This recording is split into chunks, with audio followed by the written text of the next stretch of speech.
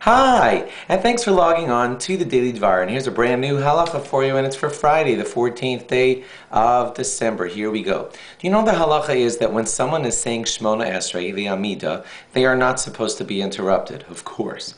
So talking to them, forget about it. Of course you don't do that. Motioning to them, communicating with them, nothing. But what you might not know is that it's so important that they not be disturbed that you're not even supposed to walk in front of someone who's saying Shmona Esrei, or beside them, or even behind them. The proximity, like the area in which you're not supposed to reach, is considered Daled Amos, 4 cubits. A cubit is from your elbow to the top of your hand, so it's about 8 feet. So in kind of like an 8 feet area all around them, in front, beside, and in back of them, you're not supposed to interrupt them at all. I'll tell you where this causes a very interesting idea is that when you finish your Shmona Esrei, and you have to take 3 steps back, if you take your 3 steps back right into the close proximity of someone else who's saying Shmona Esrei, you're going to interrupt their concentration. And that's going to ruin their Shmona Esrei, even a tad, and you're not supposed to. So the halacha actually is that when you finish Shmona Esrei, before you take your 3 steps back, you're supposed to look behind you and make certain that you're not interrupting any of the people that are behind you. And if you are, you're supposed to wait there and not step back from your Shmona Esrei until you know that it's clear behind you and that you won't be interrupting anyone.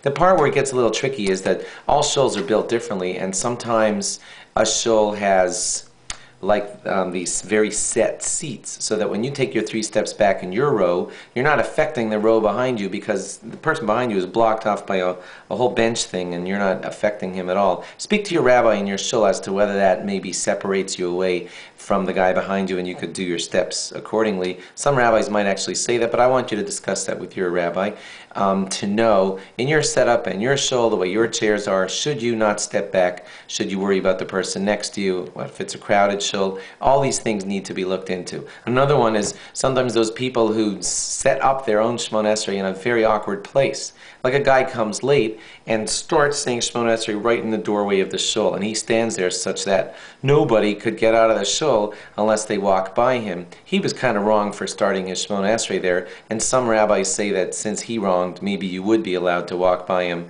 because he shouldn't be there. He's standing his Shmona Esrei in a place where people walk, and that wasn't right of him. That too you should discuss with your rabbi based on the specifics of your shul, your crowdedness.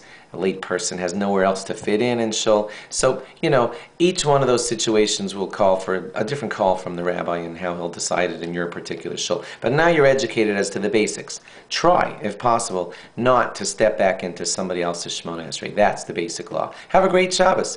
Log on again after Shabbos for more new laws. Bye-bye.